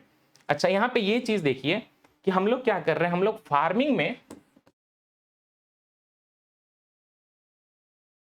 फार्मास्यूटिकल भी कर सकते हैं कल को, ये एडिटिंग वगैरह करके। ये क्या है, आप क्या करिए, एनिमल को ऐसा इंजीनियर कर दीजिए कि उनसे थेराप्यूटिक प्रोटीन निकले, एंटी कैंसर ड्रग निकले। तो जब हम एनिमल को, एग्रीकल्चर वाले को ऐसा जीन एडिटिंग कर रहे हैं जिससे हम दवाई बना सके उनके जीन से, तो हम कहीं ना कहीं फार्मिंग और फार्मास्यूटिकल को ऐड कर रहे हैं। This thing is known as pharming, a PH वाला pharming, right. Then improve nutrition, animal को हम लोग हाई बेटर क्वालिटी का मिल्क मीट प्रोड्यूस करवा सकते हैं जीन एडिटिंग करके, डिजीज रेजिस्टेंस दे सकते हैं बैक्टीरियल वायरल इंफेक्शन के खिलाफ। अब यहाँ पे रेफरेंस लिया मैंने डॉली द शीप का 1996 में। डॉली बनाने का तरीका जीन एडिटिंग नहीं था, डॉली बनाने का तरीका क्या था, पहले तो फर्स्ट मैमल जिसको क्लोनिंग किया गया था अडल्ट सोमैटिक सेल से। सोमैटिक सेल और जर्म सेल क्या होते हैं, स्पर्म और ओवम जो होते हैं वो जर्म सेल होते हैं, उनमें हैप्लॉइड कंडीशन होती है, दैट मींस उनमें जो है इतना जीन नहीं होता, ओनली हाफ होता है। क्यों, क्योंकि स्पर्म ओवर आपस में मिलने हैं, ओवम स्पर्म मिलके 2n बनाएंगे तब बच्चा सही रहेगा ना, अदरवाइज दोनों में जीन इक्वल रहेगा तो 4n का बच्चा हो जाएगा, तब तो दिक्कत आ जाएगी, 46 की जगह आपके शरीर में जो है 92 क्रोमोसोम हो जाएंगे। तो जो इंसान का सेल या किसी भी मैमल का आपका जर्म सेल नहीं होता, जो रिप्रोडक्शन में यूज नहीं होता, उसको हम सोमैटिक सेल बोलते हैं। अब आप बताइए, जो मैमरी ग्लैंड होते हैं, मैमरी ग्लैंड जिनसे दूध निकलता है, क्या वो फर्टिलिटी के सेल हैं? नहीं, कंफ्यूज मत होइएगा, मैमरी ग्लैंड जो है वो आपके बिल्कुल सोमैटिक सेल हैं, जर्म सेल नहीं है। हमने इसमें क्या किया था, रोजलिन इंस्टीट्यूट यूके में ये रिसर्च किया था, टेक्निक क्या था 1996 में, सोमैटिक सेल न्यूक्लियर ट्रांसफर। ये आया हुआ प्रीलिम्स में, सोमैटिक सेल न्यूक्लियर ट्रांसफर। इसमें हमने एक शीप का अडल्ट अडर सेल लिया था। अडल्ट अडर सेल क्या है, कुछ नहीं है, मैमरी ग्लैंड का सेल है, और उसका न्यूक्लियस निकाल के हमने एक ऐसे एग में डाला था जिसका न्यूक्लियस निकला होता है। This is something like this, यहां से एक लो सेल, इसमें न्यूक्लियस है, इसका न्यूक्लियस आप बाहर निकाल लो, राइट। अब यहां से एक सेल लो, अब उसका भी क्या करो आप, उसका जो न्यूक्लियस बाहर निकाल लो। अब क्या करो, दोनों को फ्यूज करा दो, तो इधर वाले सेल का बस ये हिस्सा आया और इधर वाले का न्यूक्लियस आ गया, दोनों कंबाइन करके इलेक्ट्रिक शॉक देके अब इसको किसी सरोगेट मदर में जाके बच्चा पैदा करा दो। तो ये एक्चुअली में न्यूक्लियस कहां का है, जीन कहां का है, जीन तो सोमैटिक सेल का आ गया, तो मेमोरी ग्लैंड के हिसाब से बच्चा पैदा हो गया विदाउट एनी फर्टिलाइजेशन। तो डॉली की क्लोनिंग की गई थी सिंगल सेल न्यूक्लियर ट्रांसफर से, जीन एडिटिंग इसमें क्रिस्पर कैस9 हम लोग कश्मीर का मेरिनो में हमने किया है। एंटायर जीनोम रेप्लिकेट किया गया था उस कंडीशन में जब डॉली की बात हो रही थी। यहाँ पे हमने एंटायर जीनोम को नहीं, सिंपली मायोस्टैटिन को एडिट किया है, पूरा का पूरा न्यूक्लियस उठा के नहीं डाल दिया कहीं पे, उसमें ट्रेट एनहांसमेंट की कोई बात नहीं थी, रिसर्च खाली एक्सपेरिमेंटल था। यहाँ हमारा एक स्पेसिफिक पर्पस है, ट्रेट एनहांसमेंट की बात है। डॉली शिप का ये तरीका था, ये जो है एक अडल्ट फिन डॉर्सेट ईव है और यहाँ से हमने अडर सेल लिया है, न्यूक्लियस डोनर है ये मेमोरी ग्लैंड से, और डोनर सेल देखिए यहाँ से रिमूव किया हमने, ये देख रहे हैं आप डोनर सेल नॉर्मल, इनको हमने पेट्री डिश में ग्रो कराया। फिर हमने क्या किया, न्यूक्लियस है इसका आप देख रहे हैं, डीएनए है उसके अंदर, उसका साइटोप्लाज्म है, हमने अब इसको फ्यूज कराने वाला। फ्यूज कहां से कराएंगे, ये देखिए यहाँ का एग सेल लिया एक दूसरे का, ये जो है अडल्ट स्कॉटिश ये एग सेल डोनर है, तो यहाँ से हमने एग सेल लिया, डीएनए न्यूक्लियस साइटोप्लाज्म था, लेकिन माइक्रोपिपेट निकाल के हमने जो इसका न्यूक्लियस निकाल दिया, तो खाली यहाँ पे जो साइटोप्लाज्म बच गया। अब यहां से जो मेमोरी ग्लैंड है वहां का न्यूक्लियस और इधर का साइटोप्लाज्म दोनों को इलेक्ट्रिक शॉक दिया, फ्यूज हो गया, ये देखिए अंदर चला गया और इस तरह से यहाँ पे एक आर्टिफिशियल फर्टिलाइजेशन हुआ जो कि फर्टिलाइजेशन है ही नहीं। यहाँ का न्यूक्लियस कहां से, इस वाले से, मेमोरी ग्लैंड से, सोमैटिक सेल से। एग सेल का खाली साइटोप्लाज्म लिया, कुछ नहीं लिया, जीन नहीं लिए, राइट। तो जो बच्चा पैदा होगा उसका फीचर कैसा होगा, जीन तो यहां से है, सोमैटिक सेल उसकी तरह होगा। अब हमने इससे एक एम्ब्रियो डेवलप किया, एम्ब्रियो को इंप्लांट किया सरोगेट मदर में और डॉली द शीप जो है पैदा हो गई, ठीक है, ओके। चलिए, सिग्निफिकेंस इंडिया के लिए क्या है कि हम इंपोर्टेड ब्रीड पे कम डिपेंड करेंगे, हाई यील्ड मीट वूल हमारे कश्मीर में, भारत में हो सकेगा, और एक बार शुरुआत कर दी तो लाइव स्टॉक बायोटेक पूरा शुरू हो जाएगा, फार्मास्यूटिकल पढ़ा है तो आपको, फार्मिंग पढ़ा है आपको, क्लाइमेट रेजिलियंस, इन सारा काम हम अच्छे से कर पाएंगे। इंडिया का जो रिकॉग्निशन है कि जीन एडिटेड एनिमल अलग होते हैं, जीएमओ जेनेटिकली मॉडिफाइड अलग होता है, 2022 का रेगुलेशन बायोटेक में मैंने पढ़ा है, तो इन दोनों से भी कंप्लाई कर रहे हैं कि हम जीन एडिट कर रहे हैं, जेनेटिकली मॉडिफाइड नहीं कर रहे भाई, तो रेगुलेशन की कमी है। बाकी कॉरिडोर कॉम्प्रिहेंसिव प्रोग्राम में अगर अभी तक आप नहीं आए हैं तो प्री और मेन सारे की तैयारी यहाँ पे कराई जा रही है, जबरदस्त वाली, गणेश सर की क्लास चल रही है, मेरी क्लास चल रही है, आप इसको ज्वाइन कर लीजिए। इसकी फीस हमने 15,000 से 5,000 कर दी, 5,000, और अगर आप पहले से कॉरिडोर की किसी कोर्स में स्टूडेंट है तब तो 4,000 है, this is kind of negligible. Free में भी लेक्चर देखने से अच्छा है कि आप यहाँ आ जाइए ग्रुप के एक्सेस के लिए। 71st बीपीएससी और यूपीपीएससी दोनों कोर्सेज 1500 में हमने लॉन्च कर दिया है, बीपीएससी में तो टेस्ट सीरीज भी इंक्लूड किया, हाई लेवल के, बिल्कुल अल्ट्रा लेवल के आपको नोट्स मिलेंगे, बढ़िया लेक्चर मिलेंगे, कोई भी एक्स्ट्रा घटना चक्र रिलेशन कुछ भी पढ़ने की जरूरत नहीं है, ऐप से ज्वाइन कर लीजिएगा। चलिए, अब हम लोग जो है 10th जून के करंट अफेयर पे हैं। 10th जून के करंट अफेयर में पहला टॉपिक है अपर सियांग हाइड्रो पावर प्रोजेक्ट और साथ में उसके कुछ कंसर्न। ये जीएस1 के इंडियन ज्योग्राफी के लेक्चर में आपके सिलेबस में आएगा। Upper Siang river and hydro power project के बारे में आपको क्या जानना है कि रिवर का नेम पहले क्या है, सियांग रिवर। ये सियांग रिवर इंडिया में तिब्बत से आती है और उसका नाम वहां पे है तिब्बत में यारलंग सांगपो, राइट। इंडिया में ये अरुणाचल प्रदेश में एंट्री लेती है और लास्ट में आगे जाके इसमें और रिवर जब मिक्स हो जाती हैं तो असम में इसी को ब्रह्मपुत्रा रिवर बोलते हैं। ट्रिब्यूटरीज इन अरुणाचल प्रदेश नहीं है, ट्रिब्यूटरीज इन चाइना, तिब्बत है, सियोम, ये सारे जो रिवर हैं पहले के रिवर हैं बिफोर एंटरिंग इंडिया, जो उसमें सांगपो आती है। प्रोजेक्ट नेम क्या है ओवरऑल, अपर सियांग हाइड्रो पावर प्रोजेक्ट में पढ़ाऊंगा आगे इंपॉर्टेंट क्यों है, और इंप्लीमेंट करेगा इसको national hydro electric power corporation, और स्टेटस क्या है, मिनिस्ट्री ऑफ जल शक्ति के अंदर है ये, क्योंकि कंट्री का वाटर डेवलपमेंट स्कीम के अंदर आता है। हमें मेनली ये जानना है कि क्या सिस्टम चल रहा है। ये देखिए सियांग रिवर है, तिब्बत से आ रही है, राइट, चाइना से आ रही है, यहीं पे देखिए आपका अपर सियांग डैम, समझ गए इस चीज को। यहां के बाद सियांग रिवर नीचे जा रही है, लेकिन सियांग रिवर में देख रहे हैं आप दिबांग रिवर और दिबांग डैम है, ये आया, ये अरुणाचल प्रदेश में ये काम हो रहा है। उसके बाद आप देखिए यहाँ पे जो है लोहित रिवर भी आ रही है, ये भी आपके जो है सियांग रिवर में आ रही है, जिसको कि तिब्बत में यारलंग सांगपो बोलते हैं।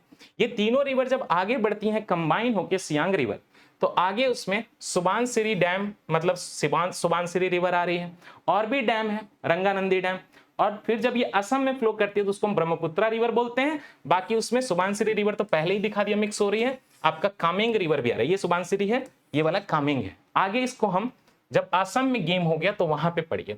ये देखिए वही सियांग रिवर मैंने आपको यहाँ दिखाया है, आईएस कॉरिडोर का मैपिंग आपने ज्वाइन किया, ये पूरा का पूरा मैपिंग का कंटेंट है, ओनली 500 का कोर्स है, continent by continent, state by state. पूरे जीएस की तैयारी में 20-30% तैयारी यहीं से होने वाली है। लास्ट में आपको ढेर सारे क्वेश्चन भी दिखाऊंगा जो आए हुए। आइए, एक बार ये आया था नामचा बरवा कि इंडिया में है कि नहीं है, वो भी यहाँ पे नामचा बरवा तिब्बत में है। लोगों को कंफ्यूजन होता है, लोगों को लगता है कि नामचा बरवा जो है इंडिया में है, तिब्बत में है। नामचा बरवा जाइए, उसके पहले यहाँ आइए, माउंट कैलाश है, वहां से इंडस उसके पास से निकलती है, लेक मानसरोवर है, वहां से सतलज उसके पास से निकलती है, और ये राक्षस ताल देख रहे हैं। फाइनली ये आइए आंगसी ग्लेशियर, आंगसी ग्लेशियर से जो है ये रिवर निकल रही है, जिसको कि तिब्बत में यारलंग जांगपो या सांगपो बोलते हैं, लहासा के पास से गुजरती है। उसके बाद नामचा बरवा के पास टर्न ले लेती है, बिल्कुल ये वेस्टर्न टर्न, और अरुणाचल प्रदेश में सियांग रिवर के नाम से आती है, जिसको दिहांग रिवर भी बोलते हैं। सियांग में दिबांग रिवर मिलती है, नोरा दिहिंग रिवर मिलती है, लोहित रिवर मिलती है, और फिर आगे इसका फ्लो जब होता है तो उसमें सुबानसिरी मिल रही है, धानसिरी मिल रही है, और ये सब मिक्स करके यहाँ पे ब्रह्मपुत्रा रिवर बना रहे। आगे ब्रह्मपुत्रा में कामेंग रिवर आ रहा है, साथ ही साथ कोपिली रिवर आ रहा है, और फिर आगे जाइएगा तो बेकी रिवर आ रहा है, मानस रिवर आ रहा है, संकोच रिवर आ रहा है, ये सारे ब्रह्मपुत्रा में आए। उसके बाद ब्रह्मपुत्रा टर्न लेगी और ये चली जाएगी आपके बांग्लादेश में। लेकिन बांग्लादेश में इंडिया की 2-3 और ट्रिब्यूटरी आएंगी जो ब्रह्मपुत्रा, सिक्किम से निकलने वाला तीस्ता रिवर जो है ये फ्लो करके यहां से वेस्ट बंगाल से कट के जाएगा जब बांग्लादेश, तो वो भी ब्रह्मपुत्रा में मिक्स हो जाएगा। ये जब दोनों मिक्स हो जाएंगे तीस्ता और ब्रह्मपुत्र, तो बांग्लादेश में जो रिवर बनेगी वो जमुना कहलाएगी। लेकिन गेम यहाँ पे खत्म नहीं हुआ है। इंडिया के नॉर्थ ईस्ट में एक बराक रिवर फ्लो करती है जिसको कि बांग्लादेश में सुरमा बोलते हैं, फिर आगे मेघना बोलते हैं। क्यों? क्योंकि ये सुरमा रिवर और ये जमुना रिवर जब मिक्स होते हैं तो यहाँ पे जो है रिवर क्रिएट होती है जो कि मेघना है। कंफ्यूजन हो रहा है? इंडिया की ब्रह्मपुत्र बांग्लादेश में गई और इंडिया की तीस्ता बांग्लादेश में गई, दोनों मिक्स करके जमुना बनाएंगे। और इंडिया की बराक रिवर जब सुरमा रिवर चेंज करके नाम जब मिक्स होगी जमुना से तो वो मेघना बनाएगी। लेकिन इतना ही नहीं है, गंगा रिवर जो है हमारी आपके जाने के बाद यहाँ पे वेस्ट बंगाल में दो पार्ट में डिवाइड हो जाएगी और वो बनेगी हुगली जो कि इधर गंगा में चली ये ओशन में चला जाएगा, और एक बनेगा जो बांग्लादेश में जाएगा गंगा का पार्ट, वो पद्मा कहलाएगा। ये पद्मा और मेघना भी आपस में मिक्स करके मेघना बनेंगे जो कि सुंदरबन में फ्लो करेगा। समझ गए? ये पूरा का पूरा मैपिंग का पार्ट है, आप कर लीजिए। अब ये आपका क्वेश्चन नंबर 1 है, आप स्क्रीन रोक के प्लीज सॉल्व करिए। दिस इज यूपीएससी क्वेश्चन, मैंने ऑप्शन नहीं दिया, आपको बताना है कितने करेक्ट है। दूसरा जो है ये भी इसी एरिया से आया हुआ है, ये क्वेश्चन नंबर 2 है, आप स्क्रीन को एक बार देख लीजिए रोक के। ये तीसरा क्वेश्चन है तीस्ता के बारे में। ये चौथा क्वेश्चन है ब्रह्मपुत्र मेकोंग वगैरह के बारे में। स्क्रीन को एक बार आप रोक लीजिए, आप चारों का आंसर देंगे, एक भी आप गलती नहीं करेंगे। ओके, चलिए। जियोपॉलिटिकल कंसर्न, यारलंग सांगपो जो तिब्बत में फ्लो करती है, चाइना उस पर डैम प्रोजेक्ट लेकर आ रहा है 60 गीगावाट का मेडोंग कंट्री में, अपने मेडोंग कंट्री में, और ये दिसंबर 2024 में ही उन्होंने प्लान किया था और काम चल रहा है। ये मेगा हाइड्रो पावर डैम है। दिक्कत क्या? स्ट्रेटेजिक कंसर्न कि ये कई बार अगर इसमें बहुत पानी जमा कर लेगा तो अरुणाचल प्रदेश में all of a sudden artificial flood आ सकता है, सुखाड़ आ सकता है, सडन वाटर रिलीज होगा जिससे दिक्कत है। तो हमें भी एक डैम बनाने की जरूरत है कि ऐसा कंडीशन ना हो, हम कुशन मेंटेन कर सकें, right. Environmental impact, down stream flow खराब होगा, सियांग रिवर का फ्लो, ब्रह्मपुत्र बेसिन सारा जो है डिस्ट्रॉय होने वाला है। दिक्कत है यहाँ पे चाइना की एक्टिविटी से। तो प्रोजेक्ट का सिग्निफिकेंस, हमारा जो हाइड्रो पावर प्रोजेक्ट है अपर सियांग, उसका सिग्निफिकेंस क्या है? ये इंडिया का लार्जेस्ट हाइड्रो पावर स्टेशन बनेगा, आपको पता है। एंड चाइना का जो activity hydro power infrastructure up stream जो ऊपर बना रहा है उसको हम कहीं ना कहीं काउंटर कर सकते हैं। और एनर्जी बेनिफिट, इंडिया का रिन्यूएबल एनर्जी ऑब्वियसली बढ़ेगा, नॉर्थ ईस्ट में बढ़ेगा खास करके। लेकिन चैलेंज क्या है? लोगों का डिस्प्लेसमेंट, इकोलॉजिकल डैमेज तो होना ही है, जियोपॉलिटिकल रिस्क तो रहते ही है कि चाइना कुछ और बना सकता है। Siang river system origin and flow, Siang river का सोर्स जो है देखा आपने, आंगसी ग्लेशियर है तिब्बत चाइना में, तिब्बतन नेम जो है यारलंग जांगबो या सांगपो है। इंडिया में एंट्री पॉइंट जो है अपर सियांग डिस्ट्रिक्ट में, अरुणाचल प्रदेश में, और वहीं डैम बन रहा है। और इंडिया में जो कोर्स है वो सियांग जो है दिबांग को और लोहित को ज्वाइन करके ब्रह्मपुत्र रिवर बनाती है असम। ठीक है, नेक्स्ट टॉपिक है हमारे मिलेट रिसर्च के बारे में। ये क्या है कि एक इंस्टीट्यूट बना है, फाउंडेशन स्टोन डाली गई centre of excellence on millet research की। ये आपके Indian council of agricultural research के अंदर एक मिलेट रिसर्च इंस्टीट्यूट है, उसके अंदर हैदराबाद तेलंगाना में बनाया गया, दिल्ली में नहीं। अब यहाँ पे हम लोग क्या करेंगे? Centre of excellence on millet research बना रहे हैं, साथ ही साथ एडवांस फेनोमिक कॉम्प्लेक्स। अब फेनोमिक्स क्या होता है? किसी भी चीज की जो जेनेटिक जो स्ट्रक्चर है उसको जीनोमिक्स बोलते हैं, और जो उसके फीचर्स हैं, जो बिहेवियर, उसको फेनोमिक बोलते हैं। फिनोटाइप, जीनोटाइप, जो अंदर है वो जीनोटाइप है जीन में, और जो बाहर दिखता है वो फिनोटाइप है, राइट। तो हम लोग यहाँ पे बाहर के बिहेवियर को चेक करेंगे for studying the plant traits, कि ड्रॉट टॉलरेंस कितनी है, यील्ड कितना है, पोटेंशियल कितना है यील्ड का, ऑब्जेक्टिव एंड सिग्निफिकेंस क्या है। ये सेंटर फॉर मिलेट रिसर्च बनाने की, centre of excellence. Millet based research and innovation हमारे कंट्री में बढ़ेगा। मिलेट तो हेल्थ के लिए अच्छे हैं, साथ ही साथ कंट्री के हर पार्ट में अलग अलग मिलेट होते हैं, तो आपकी जो है न्यूट्रिशन भी बढ़ेगी, फूड सिक्योरिटी, न्यूट्रिशनल सिक्योरिटी रहेगी। High yielding climate resilient millet variety हम लोग जो है डेवलप करेंगे। वैल्यू चेन में इंप्रूवमेंट होगा, मार्केट से लिंकेज करेंगे मिलेट के फार्मर के साथ। और इंडिया का मिलेट मिशन चल रहा है, इनफैक्ट यूनाइटेड नेशन का भी इंटरनेशनल ईयर ऑफ मिलेट्स है 2023, उसी का कहीं ना कहीं ये फॉलो अप है, क्योंकि आज 2023 नहीं है 2025, लेकिन इंडिया मिलेट में काम कर रही है। G20 की मीटिंग में भी मोदी जी ने बहुत लोगों को मिलेट दिखाया था। आपके लिए इंपॉर्टेंट है ये, राजस्थान जो है बाजरा का हाईएस्ट प्रोड्यूसर है, बाजरा को पर्ल मिलेट बोलते हैं।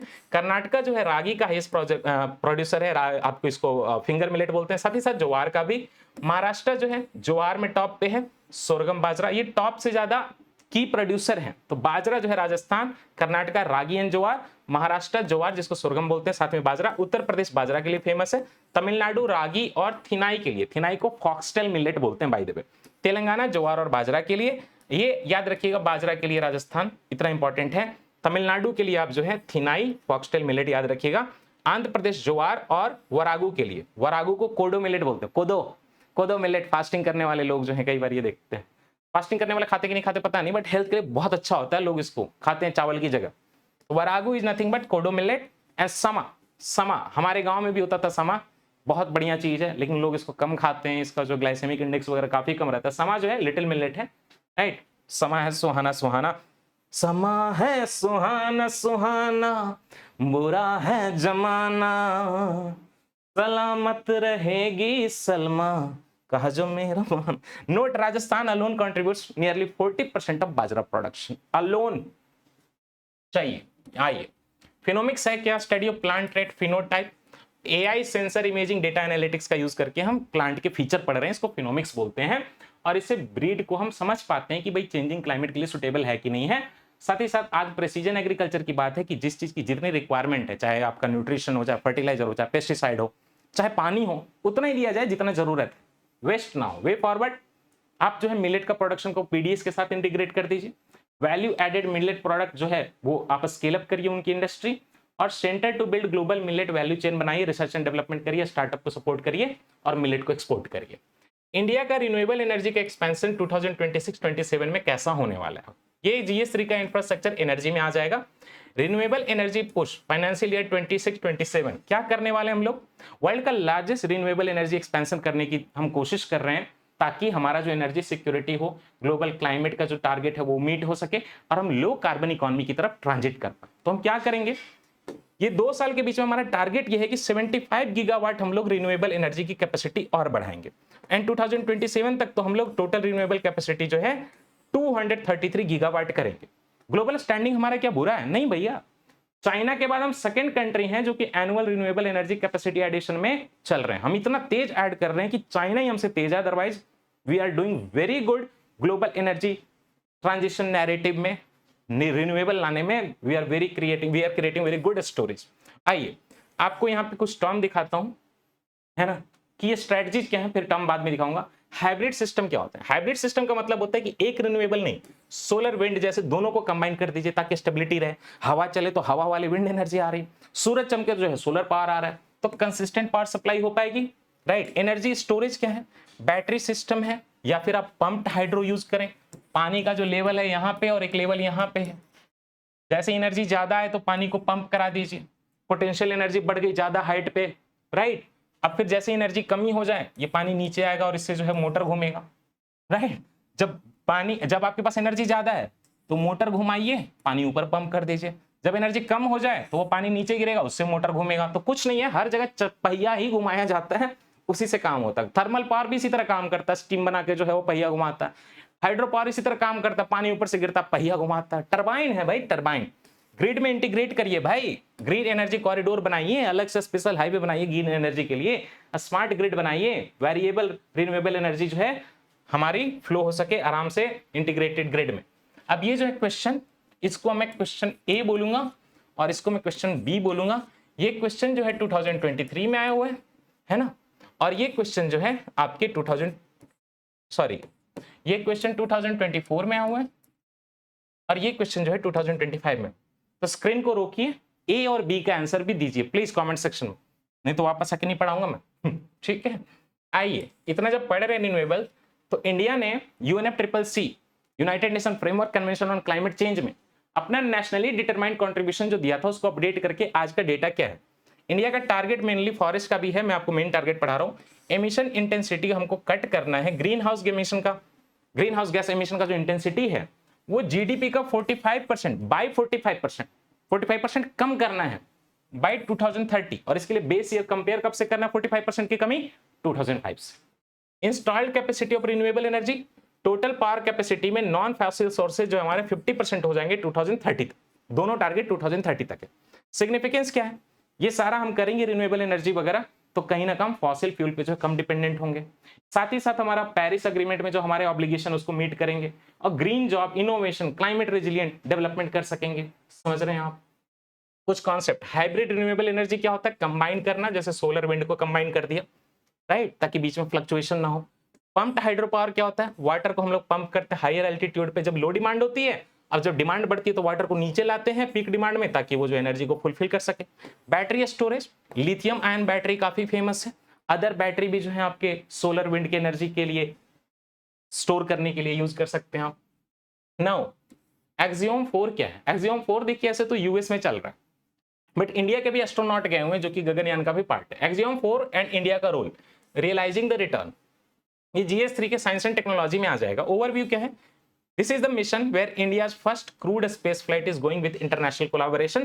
प्रोजेक्ट का नेम है रियलाइजिंग द रिटर्न, वापस लौटेंगे भाई, a strengthen space cooperation. India का initiative on critical and emerging technology चल रहा आईसेट, उसके अंदर हम इनसे कोलैबोरेट कर रहे हैं। इंडिया का ह्यूमन स्पेस फ्लाइट जो आपका गगनयान है, राइट, उसको लॉन्च करने के पहले हम यहाँ पे अपने स्टडी करना भी कोशिश कर रहे हैं। यूएस का जो है ट्रेनिंग कैपेबिलिटीज हम यूटिलाइज करेंगे, देखेंगे भाई कि उनका क्या तरीका है, डी ऑर्बिट ऑपरेशन कैसे करते हैं, ऑर्बिट में जाने के बाद वापस कैसे लौटते हैं, राइट। इंडिया का लो कॉस्ट स्पेस टेक्नोलॉजी में हम इसमें यूटिलाइज करेंगे, लॉन्च व्हीकल एक्सपर्टीज लेकर आएंगे। एक्सियोम जो है पूरा का पूरा जो चल रहा है उसका स्पेस में क्या रोल है, देखिए, partner with NASA for Artemis and ISS transition. ये क्या है, आर्टेमिस प्रोग्राम मून के लिए नासा का नया प्रोग्राम है, उसके मल्टीपल जो है लेवल है, मल्टीपल कोलैबोरेशन है, उसी में एक्सियोम है। और एक्सियोम में ये एक्सियोम 4 है by the way, international space transition. Axiom mission Axiom 1 to Axiom 4 commercial crewed flight space, SpaceX की एक्टिविटी है। एक्सियोम 4 में 1 इंडियन एस्ट्रोनॉट जा रहे हैं, already selected and trained at NASA now. Scientific experiment क्या हम यहाँ पे प्लान कर रहे हैं, हम ओवरऑल 15 एक्सपेरिमेंट करेंगे, लेकिन बायोलॉजी, फ्लूइड डायनामिक्स, माइक्रोग्रेविटी में कंबस्शन कैसे कर सकते हैं भाई, neuro science, plant growth, microbial monitoring, ये सारे हमारे मेन पर्पस हैं। तो अब आप ये क्वेश्चन नंबर सी है, इसको सॉल्व करिए, यूपीसी 2025 में आया। ये पूछ रहे हैं कि एक्सियोम 4 स्पेडेक्स गगनयान माइक्रोग्रेविटी के एक्सपेरिमेंट हम लोग किसमें करेंगे। इस तरह के फैक्चुअल क्वेश्चन आ रहे हैं, मैं मजाक नहीं कर रहा, 2024 है। India's experiment will be conducted by ISRO, IIT, AIIMS और प्राइवेट लैब्स। एंड एक्सियोम 4 जो है इंडिया का माइक्रोग्रेविटी रिसर्च का इकोसिस्टम इंप्रूव करेगा। मेन पर्पस यहाँ पे एक्सियोम 4 का माइक्रोग्रेविटी है, इसलिए यूपीसी ने पूछा। पोटेंशियल है, कोलैबोरेट और करेंगे, क्वाड के सारे लोग करें, राइट, क्वाड में जितने 4 कंट्री है सब लोग पार्टिसिपेट करें, यूएस के अलावा बाकी तीनों भी, इंडिया तो हो ही गई। आर्टेमिस प्रोग्राम में कोलैबोरेट करें, ब्रिक्स में लास्ट में हम लोग कोलैबोरेट कर सकते हैं। मैं आपको बता रहा था मैपिंग कोर्स के बारे में, जो अपने 500 का कोर्स शायद अभी तक ज्वाइन नहीं किया। ये 2024 का पेपर है, 25 में भी इसी तरह के ढेर सारे क्वेश्चन है, पहले बता दूं, हर साल आता है। 100% सॉल्वेबल क्वेश्चन मैपिंग से 24 मार्क्स के आए, डायरेक्ट है ये, और टोटल 32 मार्क्स के, जहां पे आप 1-2 स्टेटमेंट हटा सकते थे, सबका स्क्रीनशॉट पड़ा हुआ है। आप जाके सर्च करेंगे टेलीग्राम पे तो सीधे प्रूफ मिल जाएगा। इस कोर्स को प्लीज ज्वाइन कर लीजिएगा, ये आपके लिए है, मुझे बेनिफिट से ज्यादा इसमें आपका बेनिफिट है। So with this I and this lecture. मैंने पूरा 8, 9, 10 करा दिया। नाउ टाइम इज 5:03, आधे घंटे में मुझे निकलना है। I will be returning on 14th evening, तो ये कंटिन्यूटी अब आपको 15 से ही मिलेगी। 15 को जब मैं आऊंगा तो 11, 12, 13, 14 चारों का जो है हम आपको करंट अफेयर करा दूंगा। वीडियो देखा हो कंप्लीट तो प्लीज नीचे कमेंट सेक्शन में बता दीजिए, एक गो में किया है मैंने। और अपना ध्यान रखिए कि आपसे बढ़िया, हॉट, सुंदर, इंटेलिजेंट कोई नहीं है। अपने आप पे विश्वास रखिए। तो आप सबसे ज्यादा इंपॉर्टेंट है, आप अपना ध्यान रखिए। आपसे वापस आके बात करते हैं।